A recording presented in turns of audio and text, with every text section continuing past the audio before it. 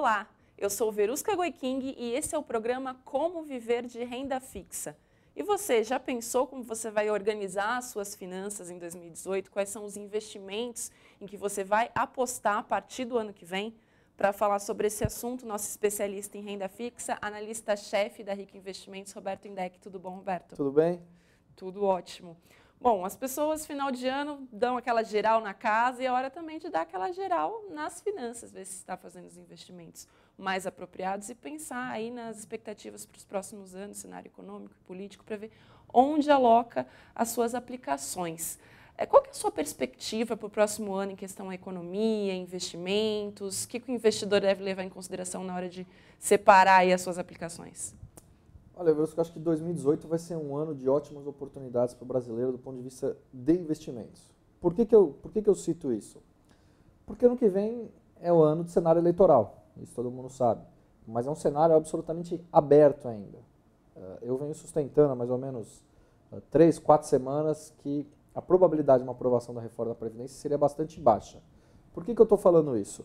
Porque isso, sem dúvida alguma, vai dar um norte um pouco maior nesse curtíssimo prazo para a entrada de 2018.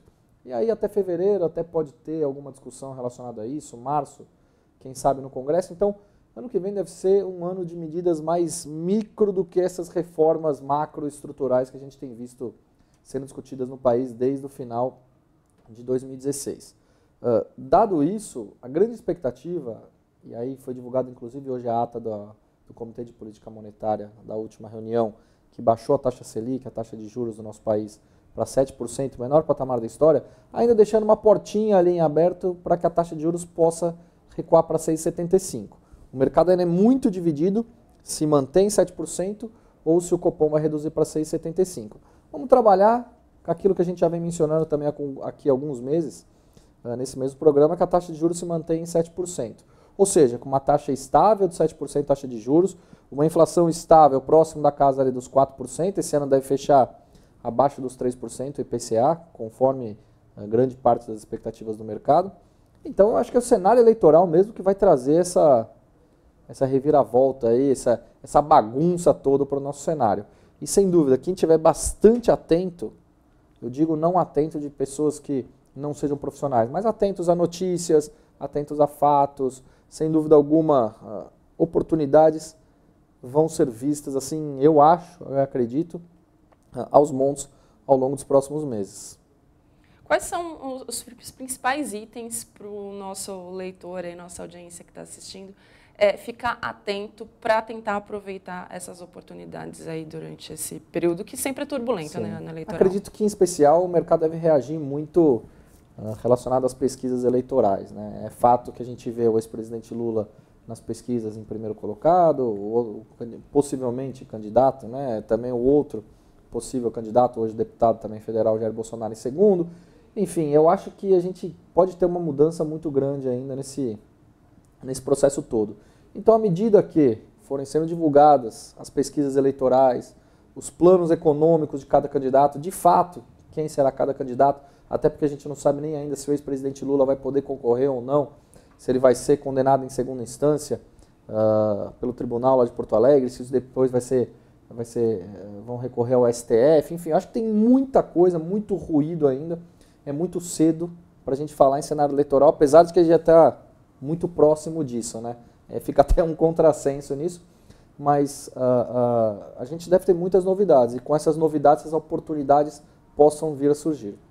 E para quem está pensando no investimento em longo prazo, até porque tem 2018, toda essa turbulência, mas depois, independente de quem vier, né, a vida continua e a pessoa normalmente faz planos para curto e também para longo prazo. O investidor que pensa no longo prazo, quais são as suas indicações para começar a aplicar em 2018? Olha, falando especificamente de renda fixa, eu tenho três ativos mais específicos que eu acho que podem ser interessantes para 2018, para quem vai comprar em 2018 pensando no longo prazo. O primeiro deles seriam os títulos do Tesouro IPCA, com vencimento em 2024. Eu acho que longo prazo, falando de 6 anos aqui no Brasil já é longo prazo, até porque, dependendo de quem for o candidato eleito, no ano que vem, a partir de 2019, janeiro de 2019, a gente pode ter uma política monetária totalmente diferente daquela que a gente tem hoje. Isso é muito claro, né? A gente ainda não tem uma clareza disso. Então, eu acho que o Tesouro IPCA para 2024 ele está pagando acima de 5% ao ano, mais inflação ao ano, ou seja, uma taxa assim, um juros real, um ganho real muito interessante, que raramente você vai encontrar oportunidades como essa. É bem verdade que em 2015 muita gente comprou a 7%, 6,5%, e hoje a 5%, 5,2%. Algumas pessoas podem falar, a taxa é muito baixa se você for comparar, mas eram momentos absolutamente distintos, né, do país, tanto do ponto de vista econômico quanto político. Então continua interessante o Sem Tesouro dúvida. IPCA mesmo com a queda da Selic. Sem dúvida, o Tesouro IPCA para 2024, com juros real acima de 5%, é uma taxa muito interessante. É muito raro de se encontrar isso em outros investimentos, levando em consideração que eu estou falando isso, com um risco extremamente baixo do jeito que é. Outras oportunidades eu acho que mais é crédito privado, né? Quando a gente fala em crédito privado, por exemplo, estou falando em debêntures, estou falando nos certificados de recebíveis, imobiliário e do agronegócio, que aí é o CRI e CRA. Isso vai depender muito das novas emissões, se nós teremos ao longo de 2018, mas mesmo que não sejam feitas novas emissões, eu acho que aqueles que são negociados no mercado secundário, ou seja, que já estão sendo negociados no mercado, não é aquela oferta primária, em que é um início de um ativo sendo negociado, eu acho que ali também a gente pode ter oportunidades muito interessantes, até porque esses ativos, o CRI, o CRA e as debêntures, em geral, quando elas são emitidas, em geral, tá, isso é uma média, a gente pode falar aí que o prazo de vencimento é de 5 a 10 anos. Por isso que eu costumo falar que esses também podem ser bons ativos, olhando a longo prazo, para quem quer entrar neles em 2018. Bom, sobre o Tesouro Direto, a gente sempre fala por aqui que você escolhe a sua corretora e você consegue comprar os títulos online, mas debenture, CRI e CRA, como que faz o investidor que não conhece esses investimentos, como ele começa a busca dele? Verdade, são informações bastante novas, né? Então, qual que é a sugestão? Por exemplo, para o investidor que ele vai entrar no site da Rico, no caso, você tem lá o acesso a esses ativos de crédito privado. E quais são? Lá não vai ter uma gama gigantesca de produtos que serão oferecidos e a pessoa vai ficar um pouco em dúvida do que escolher. A nossa ideia é trabalhar muito mais com o fato de ter 2, 3 papéis específicos de cada ativo, de cada produto desses, para que a gente possa indicar diretamente para o cliente aquilo que a gente acredita que sejam os melhores produtos para a entrada naqueles momentos. Então, assim como o Tesouro Direto, o investidor também precisa abrir uma conta em uma corretora para ter acesso às debêntures. E as debêntures de infraestrutura, você acredita que devem ter um desempenho melhor aí nos próximos anos? Olha, acredito que sim, e aí a gente pode entrar no fato da questão da isenção do imposto de renda, né? Sem dúvida alguma, quando a gente está falando em debêntures de infraestrutura especificamente, a isenção do imposto de renda para investidores pessoas físicas. Então é muito importante a gente colocar isso, porque isso no final do período de investimento, isso pode fazer uma diferença interessante na rentabilidade. Então, 2018 eu acho que pode ser um ano de novas emissões do segmento de infraestrutura. Claro que isso vai depender, de novo, do cenário eleitoral, porque nenhuma empresa vai querer investir nesse momento se o cenário é absolutamente incerto, se não há uma clareza de nada da política econômica que a gente deve seguir daqui para frente. Mas a gente deve observar, sim, algumas empresas com potencial de novas emissões e outras que já estão sendo negociadas no mercado e que têm taxas muito interessantes, ainda mais se você levar em consideração com prazos um pouco mais longos. O que são taxas interessantes para debêntures? Olha, eu acho que uma taxa próxima do 100% do CDI é uma taxa muito interessante. Por que isso? Porque isso ainda você vai contar com a isenção do imposto de renda. Então essa taxa, se você for comparar com outros investimentos em que o IR é cobrado, ela acaba sendo um pouco mais elevada, né? E o CRI e o CRA têm incidência de imposto de renda? Não, também não. Esse é um outro ponto, também um aspecto bastante importante da gente ressaltar. Então, os CRIs e CRAs também são emissões, por exemplo, de empresas, tanto do setor imobiliário quanto do setor agronegócio, que precisam financiar, naquele momento, algum projeto de expansão, algo nesse sentido, ou refinanciar sua dívida, enfim, e aí eles acabam emitindo esses CRIs e CRAs a fim de pegar dinheiro um pouco no mercado, pegar dinheiro dos investidores, né, com taxas interessantes. E também eu acho que, se a gente for olhar, os CRIs e os CRAs, os últimos têm sido emitidos, mais ou menos uma média de 3 anos, 5 anos é o prazo de investimento. Alguns deles têm alguns prazos mais longos, mas também são interessantes desse ponto de vista. Bom, agronegócio, a gente viu que mesmo quando a gente esteve na pior crise aí do último século, conseguiu ainda se segurar. Mas no caso do CRI, que é atrelado ao mercado imobiliário, você prevê um aquecimento aí junto com a retomada da economia, que vale a pena apostar nesse investimento? Eu acredito que sim. Eu acredito que, assim, se a gente for ver que 2016 e 2015 foram anos muito ruins da economia e que atingiu em cheio esse setor imobiliário, 2017 a gente consegue ver alguma recuperação, especialmente nesse segundo semestre de 2017. Esse ano a economia deve fechar com um crescimento de 0,9%. Para o ano que vem, as perspectivas de que a economia deve fechar com um crescimento de 2,5% a 3%, que é um número interessante, especialmente se a gente levar em consideração esses anos anteriores ruins. E dessa cadeia toda produtiva, o último setor que ele é atingido é o setor imobiliário.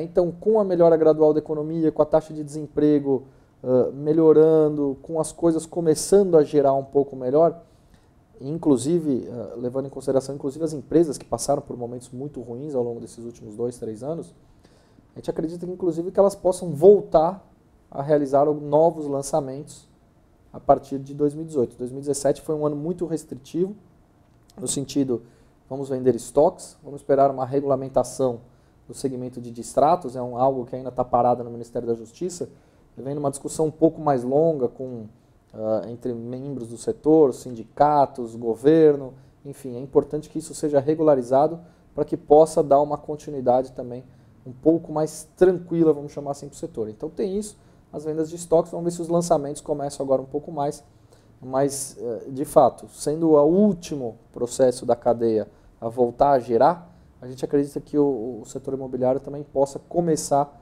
a se beneficiar agora a partir do próximo ano. O brasileiro tem um histórico de gostar desse investimento em algo físico, né? Quando você fala dessa retomada do mercado imobiliário, muita gente pode pensar em investir em imóveis para locação. Ainda faz sentido ter imóveis para locação, ou quem aposta, acredita no mercado imobiliário, é melhor ir para um CRI? São produtos muito diferentes, né? Eu acho que tanto o mercado imobiliário, como você comprar um imóvel, aquela parte burocrática toda, você ter possíveis problemas ou não com o inquilino, enfim, é uma parte mais burocrática, vamos chamar assim, mas é uma garantia física que as pessoas têm, e o brasileiro tem um pouco desse costume, apesar de que a gente já tem visto, de certa forma, algumas mudanças nesse sentido ao longo desses últimos 3, 4 anos. Os CRIs são produtos muito interessantes e que olham também um pouco mais, esse prazo um pouco mais longo, mas você tem a questão, primeiro que você não tem a questão física, né, um ativo, é um papel que está sendo negociado no mercado, e você também tem risco, né? Qual que é o risco? O risco que engloba todo o momento daquela empresa. É bem verdade que a gente não vê tantos riscos assim para daqui 2, 3 anos. Claro que você tem uma política monetária hoje que pode ser totalmente diferente a partir de 2019, as coisas podem modificar no nosso país, mas a princípio a gente não vê riscos tão grandes daqui para frente, dado que os anos de 15 e 16 foram recessões gravíssimas aqui no nosso país e algumas empresas conseguiram se segurar, né, especialmente aquelas empresas do segmento de baixa renda, onde entram projetos do Minha Casa Minha Vida. Agora, quem sabe é o que a gente fala aqui, processo de retomada, especialmente para segmento de média e alta renda. Então você tem alguns riscos nos CRIs, você tem os riscos imóveis, você tem os lados positivos e negativos de ambos os lados, mas é interessante a gente sempre considerar qual que é o horizonte do prazo de investimento. Se for 2, 3 anos, certamente não deve ser um imóvel, né? Aí você pode optar por um CRI. Agora, se for um mais longo, até pode ser um imóvel, se a oportunidade for boa, se aquela negociação for boa, se a perspectiva de retomada da economia for boa, se o pagamento do aluguel for mais interessante do que as taxas pagas pelos CRIs, enfim, acho que tudo isso tem que ser levado em consideração. Mas aí seria um longuíssimo prazo, né? O CRI te dá essa possibilidade num horizonte de 3 anos. Se tiver uma oportunidade melhor, você consegue fazer essa migração de investimento. Exatamente, bem por aí. Você falou da taxa para debênture e para CRI, CRA. Quanto que é uma taxa interessante? Eu acho que também, próximo desse 100% do CDI, ambos os casos, né? Claro que não necessariamente você vai encontrar 100%.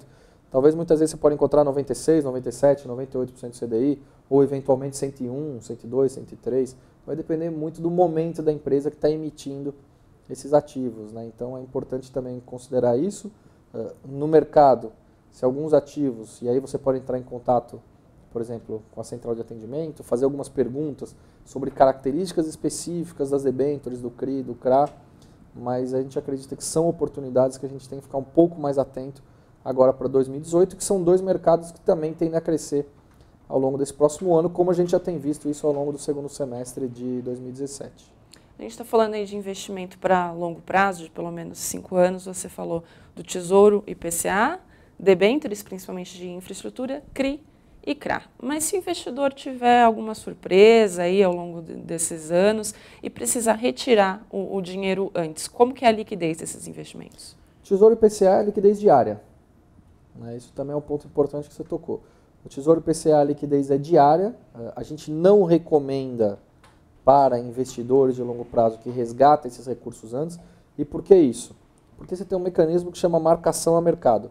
E aí você pode ter um pouco de ruído, dependendo do momento político e econômico também do país. Você pode vir a perder dinheiro caso você resgate antecipadamente, assim como também você pode ganhar dinheiro. Muita gente tem especulado com os títulos do Tesouro IPCA, especialmente os mais longos, com vencimento 2035, 2050, mas isso eu não recomendo para aquele investidor que está entrando agora nesse mercado.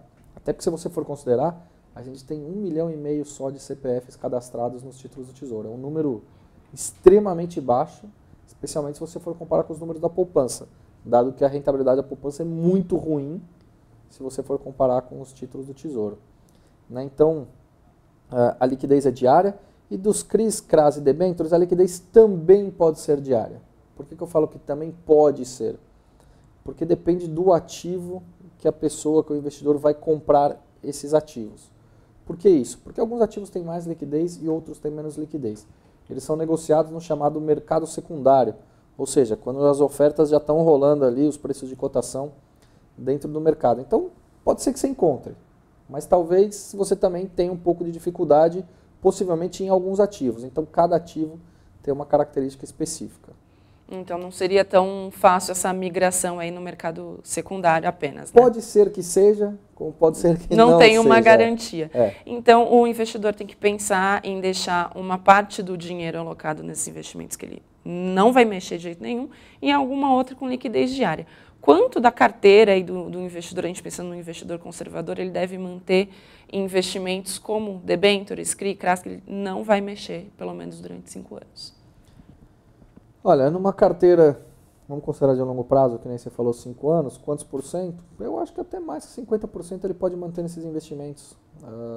São investimentos muito interessantes, muito bons, considerando uma carteira conservadora também. Eu acho que até mais de 50% eu acho que fica absolutamente tranquilo nesse sentido. Claro que você precisa observar os riscos dos CRIs, CRAs e também das debêntures, os riscos das empresas emissoras desses ativos para um período de 5 anos. Mas grande parte do mercado, os riscos são baixos. Grande parte, nem todos são, obviamente. Tem algum papel aí favorito que você possa dizer entre os CRIs, CRAs, debêntures, para ajudar a dar um norte para o investidor? Não, acho que não tem um favorito, mas eu acho que a pessoa deve olhar, em especial, taxa de rendimento e prazo de vencimento. Eu acho que essas são as duas características especiais que as pessoas devem se atentar e observar para olhar esse prazo um pouco mais longo. Tem alguma avaliação de rating, alguma coisa que possa ser levada em consideração que ajude? Tem, sem dúvida alguma. Quando você vai ter emissão desses ativos para o mercado, você tem aquelas avaliações das notas das agências de classificação de risco, os chamados ratings. Então é muito interessante também para que a pessoa possa observar isso. É claro que não é do conhecimento do investidor pessoa física, do investidor de varejo chegar e conhecer um pouco dessas notas de crédito, mas elas têm lá sempre que dessas emissões você tem as observações, né? Em geral, até no prospecto tem um parágrafo também dessa agência de classificação de risco falando sobre os riscos da empresa, qual foi a nota de crédito colocada para eles, por que foi dessa forma. Então é importante também observar isso. Claro que todo investimento tem risco, né? Alguns têm mais, outros têm menos, todos, até a poupança, se a gente for considerar, teve o confisco lá no início da década de 90, né? Mas então são fatores que devem ser observados pelos investidores, questão do risco, que nem você mencionou agora, taxa, prazo, enfim, características básicas. Eu sempre costumo falar que os investidores têm que observar as características básicas de um investimento. Você trabalha 8 horas por dia, 40 horas por semana, 160 horas por mês. Se destinar 1 hora por mês para olhar características básicas do seu investimento, eu acho que já é um processo até interessante. Claro que se for mais, melhor. Mas pelo menos 1 hora por mês. Isso, quem está assistindo a gente consegue fazer isso no curso, no material que você tem disponibilizado, que você explica até um pouco mais do que o básico, né? Você pode explicar um pouquinho para a gente? Exatamente. Tem o meu e-book de renda fixa, está disponibilizado no site da Infomoney. Para quem não encontrar ele na capa do site da Infomoney, vai lá no Google, joga e-book de renda fixa, Infomoney, é só baixar de forma gratuita, muito interessante. Para quem quiser também, eu sempre coloco muitas recomendações interessantes na minha página No Radar do Dinheiro, tanto no YouTube quanto no Facebook. As pessoas podem ficar à vontade de acessar também. E o mais interessante, na semana passada da decisão do Copom, são os 2 temas que a gente mais tem visto hoje em número de acessos, né? Sim. Tanto ativos de renda fixa, com essa decisão do Copom de reduzir a taxa de juros para 7%, menor patamar da história, e também fundos imobiliários. São os 2 vídeos sempre mais acessados lá na minha página. O pessoal tem um interesse muito grande por esses temas, né? E aí você também aborda esses temas no seu e-book, que é gratuito, né? Também, exatamente. Fundos imobiliários não tem no e-book. Porque não é renda fixa pura, a gente exatamente. já até falou isso num outro vídeo. Bom, obrigada, Roberto. A gente volta a falar desses assuntos de investimentos para 2018. Obrigada pela sua audiência. Se ficou alguma dúvida em relação ao programa de hoje, manda e-mail para dúvidaimtv@infomoney.com.br. Obrigada pela sua audiência.